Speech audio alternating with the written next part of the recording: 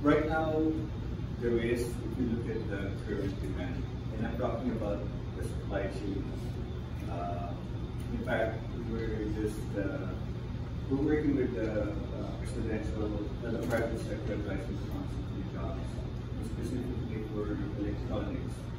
Kind of did a scan, a survey of sample from the member companies, and it looks like, sad to say at this point, we're probably looking at maybe 12,000 engineers for the industry in the next 2 years. But like E.D. Corey and Yusef Perry said, that's not enough. But the problem is how do you create both on the supply and demand side. When I say supply, it was touched on earlier that, in fact, I was